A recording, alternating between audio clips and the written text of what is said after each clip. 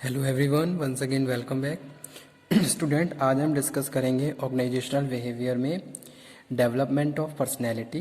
ठीक है, या फिर इसको हम इस तरीके से भी बात कर सकते हैं इस टॉपिक की, डिटर्मिनेंट्स ऑफ पर्सनैलिटी। तो एग्ज़ाम की अगर हम बात करें तो एग्ज़ाम में ये क्वेश्चन डिटर्मिनेंट्स ऑफ पर्सनैलिटी के नाम से भी आया हुआ है और डेवलपमेंट ऑफ पर्सनैलिटी। ठीक है, यानी कि हमारा जो मेन टॉपिक है वो क्या है, पर्सनैलिटी चल रहा है ऑर्गेनाइजेशनल बिहेवियर में, जिसमें हमने पर्सनैलिटी की बहुत सारी डेफिनेशंस कवर अप कर ली हैं, बहुत सारे कुछ स्पेशलाइज ऑथर्स, ठीक है, कुछ राइटर्स जिन्होंने अपनी अपनी डेफिनेशन दी, उन्होंने अपने हिसाब से, अपनी डेफिनेशन के हिसाब से बताया कि भाई पर्सनैलिटी क्या है, तो उन्होंने प्रॉपरली डिफाइन किया। तो आज का जो हमारा टॉपिक है वो है डेवलपमेंट ऑफ पर्सनैलिटी। तो यहाँ पे हम कुछ फैक्टर्स को स्टडी करेंगे जो हेल्प करते हैं डेवलपमेंट ऑफ पर्सनैलिटी, या फिर हम ये कह सकते हैं डिटर्मिनेंट्स ऑफ पर्सनैलिटी। ओके, तो फर्स्ट वन यहाँ पे स्टूडेंट हम बात कर रहे हैं क्या है, बायोलॉजिकल फैक्टर्स। यानी कि जो बायोलॉजिकल फैक्टर्स हैं ये क्या है, ये हमारे पर्सनैलिटी को इन्फ्लुएंस करते हैं एक तरीके से, या फिर हम ये कह सकते हैं कि भाई जो बायोलॉजिकल फैक्टर है प्राइमरी स्टेज है for the shape up of personality. किसी भी इंडिविजुअल की पर्सनैलिटी की बात करें तो अगर हम बात कर रहे हैं स्टार्टिंग की, कि भाई अगर हम स्टार्टिंग से बहुत सारी चीज़ें कहाँ से सीखते हैं, अपनी फैमिली से सीखते हैं। ठीक है, हम फैमिली में क्या है, हमारे फैमिली में जो भी एनवायरनमेंट है उसका पूरा पूरा इफ़ेक्ट हमारे ऊपर पड़ता है। ठीक है, और उसके हिसाब से ही फिर हमारी पर्सनैलिटी ग्रूम अप होती है। तो वो चीज़ यहाँ पे हम बात कर रहे हैं किसमें, डेवलपमेंट ऑफ पर्सनैलिटी में। तो पहला क्या है, बायोलॉजिकल फैक्टर, बायोलॉजिकल फैक्टर्स। जैसे कि सपोज यहाँ पे हम क्या बात कर रहे हैं, ब्रेन की बात कर रहे हैं, हेरिडिटी की बात कर रहे हैं और फिजिकल फीचर्स की बात कर रहे हैं, जो कि क्या है हमारे एक तरीके से, अगर हम बात करें हमारे अपीयरेंस की बात करें कि भाई हम कितने मेंटली स्ट्रांग हैं, ठीक है, कितना साउंड माइंड हमारे पास है, कि एक तरीके से हम इंटेलिजेंसी फैक्टर्स की बात कर लें, तो वो चीज़ यहाँ पे हम डिस्कस कर रहे हैं जो किसका पार्ट है, बायोलॉजिकल फैक्टर्स का। यानी कि जो बायोलॉजिकल फैक्टर्स होते हैं ये भी हमें इन्फ्लुएंस, हमारे किसी भी एक इंडिविजुअल की पर्सनैलिटी को, उसके बिहेवियर को इन्फ्लुएंस करते हैं। अब एक बंदा है बहुत ज़्यादा इंटेलिजेंट है, तो वो जो उसकी जो इंटेलिजेंसी है उसकी बिहेवियर में रिफ्लेक्ट होगी, जो उसकी पर्सनैलिटी को शो कर रही है। ठीक है, अब आपके सामने कोई भी सिचुएशन है, आप इंटेलिजेंट हो, आप हर सिचुएशन को के साथ कॉप अप कर सकते हो, हर सिचुएशन को हैंडल कर सकते हो, और कोई भी प्रॉब्लम है तो उसके लिए बेस्ट सॉल्यूशन या फाइंड आउट कर सकते हो। तो ये सारी चीज़ें आपकी ब्रेन से रिलेटेड है। ठीक है, तो कहीं ना कहीं बायोलॉजिकल फैक्टर भी क्या है, इन्फ्लुएंस करते हैं किसी भी एक बंदे की पर्सनैलिटी को शेप अप होने में। ठीक है, फिजिकल फीचर्स ऑल्सो, भैया मीन्स टू से कि भाई कोई भी इंडिविजुअल है तो वो लुक्स वाइज कैसा है, कैसा दिख रहा है, वो दिखने में कैसा है, उसकी हाइट, टॉल है, शॉर्ट है, फैट है, थिन है, ठीक है, बॉडी वगैरह। जैसे सपोज आज के टाइम में हम बात करते हैं तो बहुत सारे यंगर्स क्या हैं, जिम जाते हैं, तो उसके हिसाब से उसकी पर्सनैलिटी क्या हो जाती है, शेप अप हो जाती है। तो यानी कि ये सारे क्या हैं, बायोलॉजिकल फैक्टर्स हैं जो हमारे पर्सनैलिटी को क्या करते हैं, एक शेप अप करती हैं। ठीक है, नेक्स्ट हम बात कर रहे हैं कल्चरल फैक्टर्स। तो कल्चरल फैक्टर्स में हम बात कर रहे हैं हमारे क्या वैल्यूज़ हैं, हमारे क्या बिलीव्स हैं, हम किस कल्चर को बिलोंग करते हैं। ठीक है, उस कल्चर में हम रह रहे हैं तो हमारे कौन कौन से रिचुअल्स हैं, तो ये सारी चीज़ें भी क्या हैं, हमारे पर्सनैलिटी को इन्फ्लुएंस करती हैं। तो सेकंड जो फैक्टर है वो क्या है, कल्चरल फैक्टर्स है। जैसे कि एक बंदा मुस्लिम फैमिली को बिलोंग करता है, एक बंदा हिंदू से फैमिली को बिलोंग करता है, तो आपने देखा होगा दोनों के रिचुअल्स में ह्यूज डिफरेंस है, और इनके जो रिचुअल्स हैं यानी कि जो भी इनके कल्चर है उसका इफेक्ट इनकी पर्सनैलिटी फॉर्मेशन या डेवलपमेंट पे भी पड़ता है। स्टार्टिंग से हम जो देखते आ रहे हैं, जो सीखते आ रहे हैं, अपनी फैमिली से हमने जो वैल्यूज़ रिसीव करी हैं, उनके हिसाब से हम अपनी लाइफ को सर्वाइव करते हैं। ठीक है, अब ये सारी चीज़ें क्या है, हमारे बिहेवियर में भी शामिल हो जाती हैं और उनको हम रिफ्लेक्ट भी करते हैं। यानी कि एक तरीके से हमारी जो पर्सनैलिटी ग्रूम अप हो रही है उसमें जो कल्चरल फैक्टर्स हैं वो भी बहुत ज़्यादा इंपॉर्टेंट रोल प्ले करते हैं, कि भाई आप किस कल्चर से बिलोंग करते हो, आपके क्या रीति रिवाज हैं, आप कौन से वैल्यूज़ पे काम करते हो। ठीक है, तो वे ऑफ थिंकिंग, क्या आपका थिंकिंग है दूसरों के बारे में। तो ये सारी चीज़ें हम बात कर रहे हैं किसमें, कल्चरल फैक्टर्स में, जो कि क्या है, determinants of personality, second one है। ठीक है, अब थर्ड वन पे आ जाइए, फैमिली एंड सोशल फैक्टर।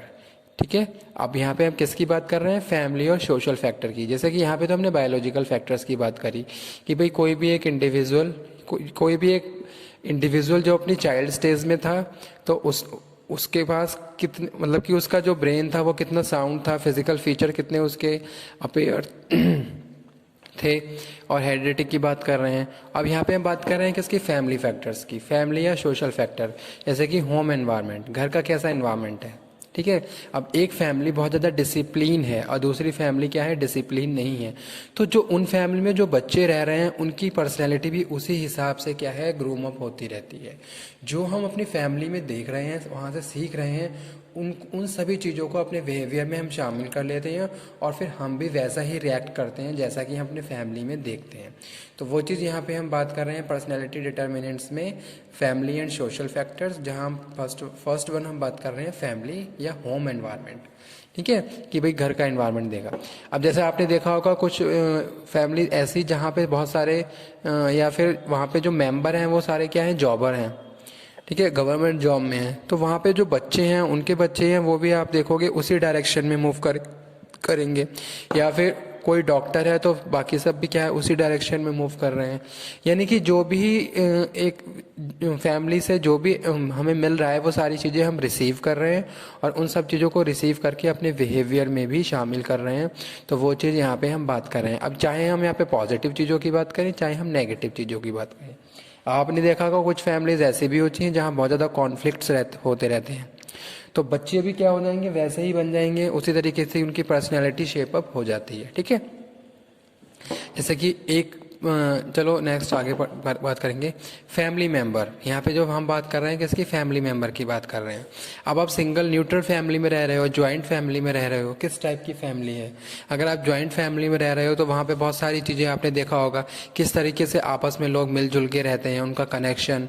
तो कहीं ना कहीं ये सारी चीज़ें हमें क्या करती हैं, इन्फ्लुएंस करती हैं और हमारे जो भी हमारी पर्सनैलिटी है उसको भी क्या करती हैं, इन्फ्लुएंस करती हैं। हमारी पर्सनैलिटी भी वैसे ही बन जाएगी जिस टाइप की फैमिली में हम रह रहे हैं, जिस टाइप के मेंबर के साथ हम रह रहे हैं। तो वो चीज़ यहाँ पे हम डिस्कस कर रहे हैं। जैसा कि हमने बात करी थी एटीट्यूड की, तो जो हमारा एटीट्यूड है वो भी क्या है, इन सब चीज़ों पे ही डिपेंड करता है और उसी हिसाब से फिर हमारी पर्सनैलिटी रिफ्लेक्ट होती है दूसरे को। तो वो चीज़ यहाँ पे हम बात करें। सोशल ग्रुप की बात करें तो हम किस सोशल ग्रुप से बिलोंग करते हैं। ठीक है, फैमिली और या होम से अलग आप क्या है, किसी सोशल ग्रुप का भी पार्ट है। अब आप जिस सोशल ग्रुप का पार्ट है वहाँ की चीज़ें भी आपको इन्फ्लुएंस करेंगी। ठीक है, भले से आपने जो भी अपनी फैमिली से सीखा, लेकिन आप जिस ग्रुप में काम कर रहे हो, जैसे कि हम जानते हैं कि भाई अगर कोई भी इंडिविजुअल है तो वो अपना मैक्सिमम टाइम या तो फैमिली के साथ, और जब वो अर्न करने लगता है तो ऑर्गेनाइज जहाँ पे भी वो जॉब करता है वहाँ पे स्पेंड करता है। अब उस ऑर्गेनाइजेशन का क्या एनवायरनमेंट है, ठीक है, वहाँ पे जो भी उसके सोशल ग्रुप है वो किन किन किन ग्रुप में इन्वॉल्व है, वो सारी चीज़ें भी क्या करती हैं, उसको और उसके बिहेवियर को इन्फ्लुएंस करती हैं, इफ़ेक्ट डालती हैं उस पर। ठीक है, तो वो चीज़ यहाँ पे हम बात कर रहे हैं। जैसे कि एक बंदा मल्टी एमएनसी में जॉब कर रहा है, तो जो एमएनसी में का जो भी एनवायरनमेंट है उसका इफेक्ट उसके ऊपर पूरा पड़ेगा और उस हिसाब से उसकी पर्सनैलिटी क्या है, शेप अप हो जाएगी। ठीक है, तो वो चीज़ यहाँ पे हम बात करें सोशल ग्रुप, यानी कि आप जिस भी सोशल ग्रुप का पार्ट हो उसका इफेक्ट आपकी पर्सनैलिटी पे भी पड़ता है। ठीक है, तो ये क्या है, थर्ड वन डिटर्मिनेंट्स है किसका, पर्सनैलिटी का। नेक्स्ट हम बात कर रहे हैं सिचुएशनल फैक्टर्स। सिचुएशनल फैक्टर्स में हम बात कर रहे हैं कि भाई आप अपनी डे टू डे लाइफ में जो भी एक्सपीरियंस कर रहे हो, ठीक है, आप अपनी डे टू डे लाइफ में जो भी चीज़ें एक्सपीरियंस कर रहे हो उसके बेसिस पे भी हम कह सकते हैं कि पर्सनैलिटी इन्फ्लुएंस होती है। जैसे सपोज आपने क्या है, किसी भी एक पर्टिकुलर लाइफ की स्टेज में कुछ इंसिडेंट्स फेस करे, उन इंसिडेंट को फेस करने के बाद आपका बिहेवियर टोटली चेंज हो गया, यानी कि आपकी पर्सनैलिटी भी चेंज हो गई। ठीक है, जैसे कुछ भी हो सकता है, या तो कुछ नेगेटिव हुआ या कुछ पॉजिटिव हुआ, कोई भी सिचुएशन हो सकती है, उस सिचुएशन की वजह से आपका क्या हुआ, बिहेवियर टोटली आपकी लाइफ चेंज हो गई। तो वो चीज़ यहाँ पे हम बात कर रहे हैं, situational factor also influence personality. ठीक है, तो ये भी क्या है, इंपॉर्टेंट क्या है, डिटर्मिनेंट्स है। जैसे कि आप किसी ऑर्गेनाइजेशन में जॉब कर रहे हो, वहाँ पे आपको क्या कर दिया गया, आपके कैजुअल बिहेवियर की वजह से आपको फायर कर दिया गया। तो नेक्स्ट टाइम आप कभी भी ऐसा रिपीट नहीं करेंगे। आपका जो भी बिहेवियर था, आपका जो भी एटीट्यूड था, उसको आपने टोटली चेंज कर लिया। यानी कि जो सिचुएशनल फैक्टर्स हैं वो भी हमें हमारी पर्सनैलिटी को इन्फ्लुएंस करते हैं और डेवलपमेंट में हमारी हेल्प करते हैं। ठीक है। नेक्स्ट लास्ट जो हम बात कर रहे हैं वो अदर फैक्टर्स। अदर फैक्टर्स में बात कर रहे हैं भाई हमारा क्या, कहाँ पे किस चीज़ में इंटरेस्ट है, जो कि क्या है मोस्ट इंपॉर्टेंट डिटर्मिनेंट है पर्सनैलिटी का।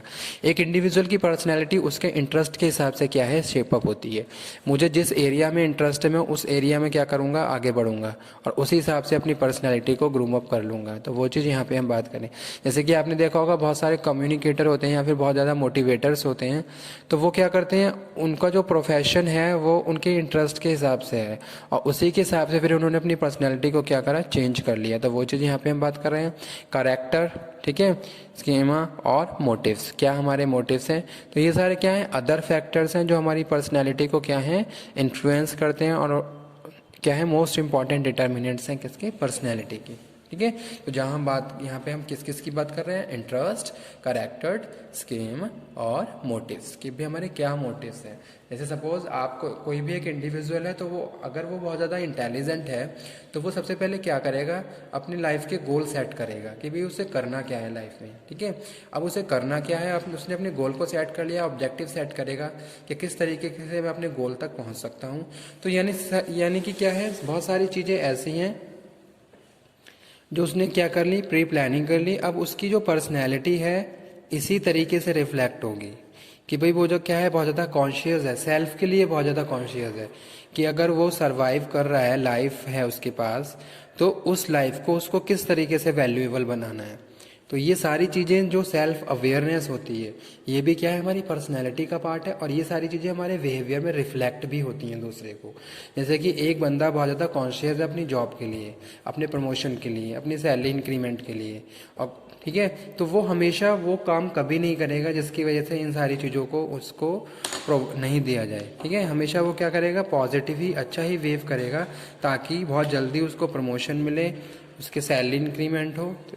तो ये बात हम कर रहे हैं किसमें, अदर फैक्टर्स में। तो यही स्टूडेंट आज का टॉपिक था, डेवलपमेंट ऑफ पर्सनैलिटी और डिटर्मिनेंट्स ऑफ पर्सनैलिटी। तो ये फैक्टर हैं सारे, biological factor, cultural factor, family and social factor और सिचुएशनल फैक्टर, अदर फैक्टर्स। ठीक है, जो कि क्या है, डिटर्मिनेंट्स हैं पर्सनैलिटी के। Okay, thank you very much.